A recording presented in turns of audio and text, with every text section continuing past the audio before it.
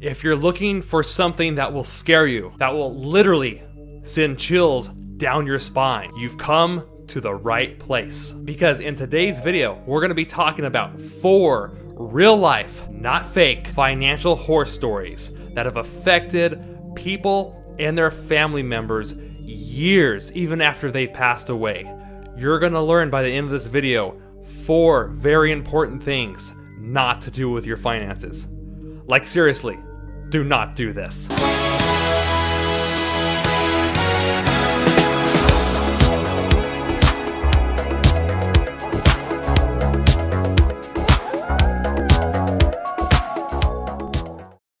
What's going on, guys? It's Mike and Chipper. I sense a demonic presence here. Welcome back to Money in Life TV. This is the channel you come to every single week to improve your financial position, your career, and your life. I just want to thank you so much for your support. Just before we get this video started, you guys have been a fantastic audience. Halloween is such a fun time of the year. I thought we gotta do something on this channel to celebrate Halloween. Halloween gives you an opportunity to have fun being scared. And what better way to have fun than sharing some very scary but real life stories? As we share these stories, as I talk to you guys about these individuals who have went through some traumatic events, put yourself in their shoes. Think about, man, what if that would have happened to me? How bad off would I have been? Now, these stories are particularly scary, or at least in my opinion, because this happens so much more than you think. That's what's so scary about it.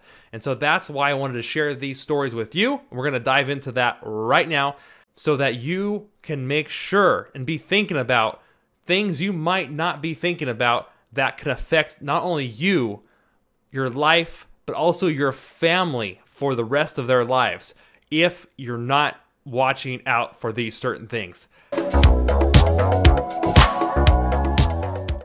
Story number 1. I love you to death. Love. Love is such a beautiful thing. We read about it in books, we watch it in movies, we watch a relationship progress.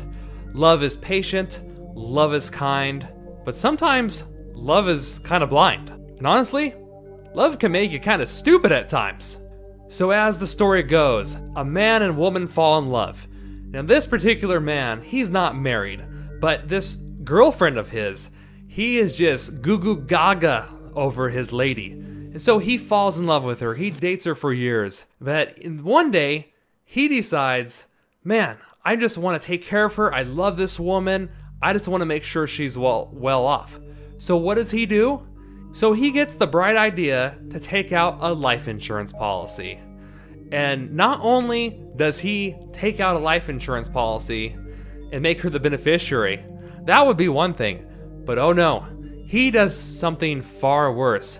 This man loves his girlfriend so much, he decides to make this girlfriend the owner of the life insurance policy. So now he's made his girlfriend not only the beneficiary, but the owner of the policy as well. So he goes out and takes out this deal, this big life insurance policy on his life. And it's a pretty hefty sum. I think it's between like $500,000 to $1 million. So it's no chump change. His girlfriend, who he thought loved him so much, all of a sudden she starts acting a little different. She doesn't seem to love him as much anymore. She doesn't seem to care for him as much anymore. And now when they get in fights, she starts using the word, I'm going to kill you. So some time passes by and his girlfriend uses these words more and more and more. And after 10 death threats, finally this man is getting fearful of his life. So he goes back to the life insurance company and he begs them, he says, please cancel my policy. You have to cancel it. My girlfriend is now threatened to kill me 10 times. I think she's serious and I really fear my life is in danger. But the insurance company tells the man, sir, we're sorry, but you made her not only the beneficiary of her policy, but you made her the owner as well. Which means, sir, we cannot cancel your policy. It's paid up for the next 10 months. So what we recommend you do, sir, is find a safe house or somewhere far away so she can no longer threaten your life. Moral of the story, guys, is never, and I mean ever, make your girlfriend or whomever the owner of your life insurance policy. Because when you do, even though you think they love you so much, even though you may love them so much, what you're actually doing is putting a nice big target that says, "Kill me for $1 million, please."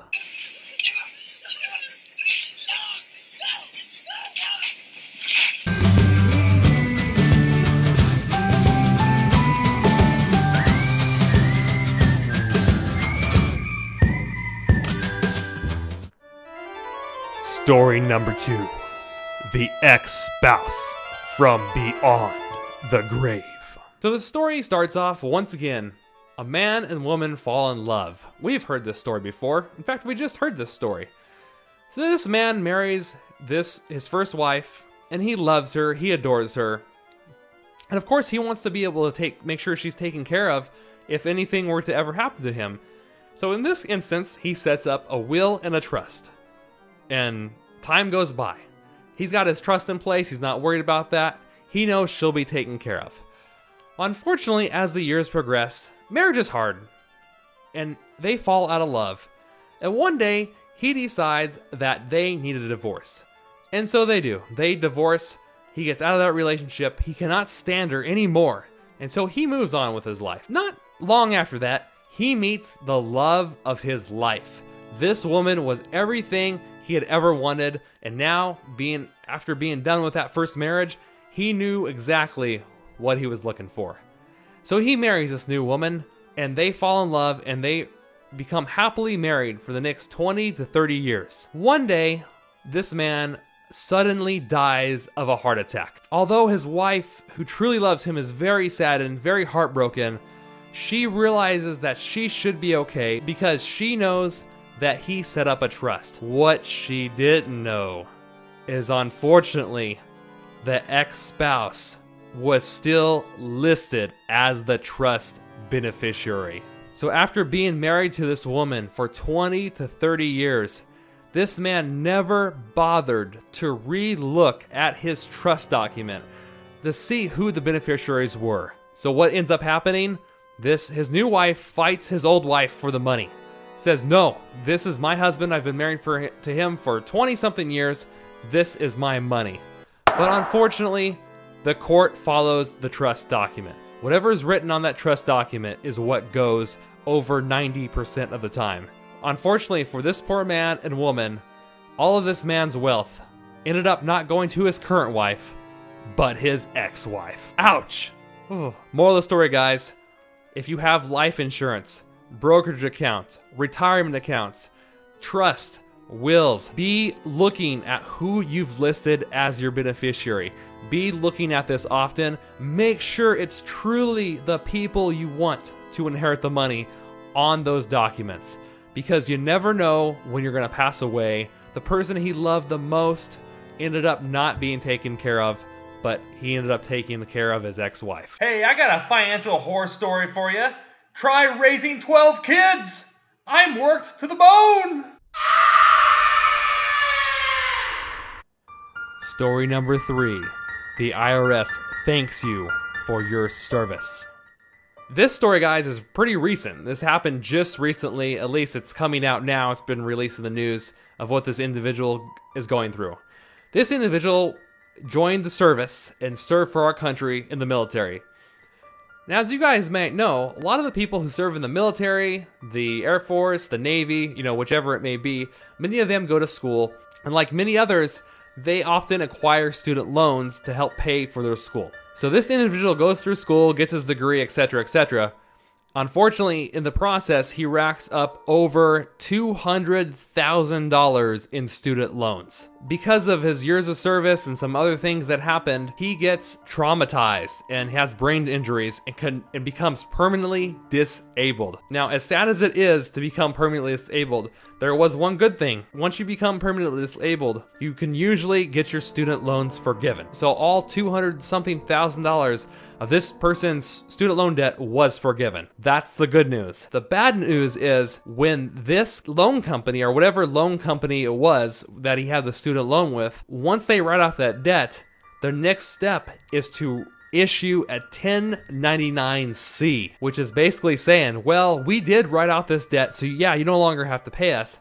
However, because of the way the tax code is written, we have to send you this 1099-C, and all that debt you just were forgiven of, you have to include that amount as income on your tax return for that year. So here we go, guys. Somebody who's now permanently disabled, who can no longer work, no longer make money, definitely no longer to afford $200,000, is now stuck with a $60-something thousand tax bill, which is that he cannot pay. Because he can't pay it, it's now accruing interest and penalties, etc., etc. So the moral of the story here, guys, is that if you have debt forgiven, it doesn't mean you're out of the woods yet. You're likely, more likely than not, going to receive a 1099-C in the mail when that debt was forgiven, and you're gonna have to pick that up as income on your tax return. So get ready for that tax hit. Ouch! I'll link up the article to that story in the description down below so you guys can read it for yourself. It's really sad, but it happens to more people than you think. And now to the final story, and possibly the scariest of them all.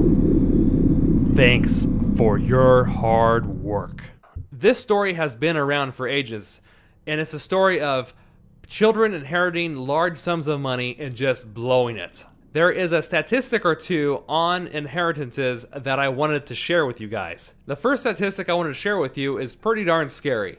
Is because about a third of Americans, or a third of the people, or maybe possibly even a little bit more, of the people who inherit large sums of money, or any sum of money really, from their parents will blow through that money in less than 2 years. Why is that scary? Because maybe you've sacrificed. We've all heard parents say, well, I just want my kids to have a better life than I did. I want to make sure my kids have what I didn't have. I want to make sure my kids are taken care of. Does that story sound familiar to you? Those parents have great intentions, but these kids are never taught how to handle money. It's not taught to them at school.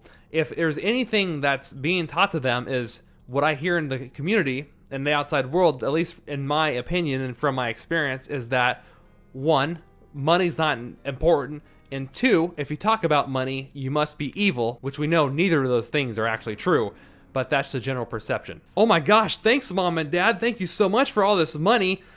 I don't know what to do with it. I mean, I guess I'll buy a new car because, I read somewhere that the average person who inherits money buys a new car within 30 days. I'm not kidding, that's actually a real statistic. But thank you so much for this money, Mom and Dad. I know you worked so hard for it, and I know you sacrificed. I know you didn't have the life you wanted to have so that I could have a good life, so thank you very much. I'll make sure I spend this just like most Americans and make sure it's gone within 2 years. I promise you, Mom and Dad, I'll make you so proud.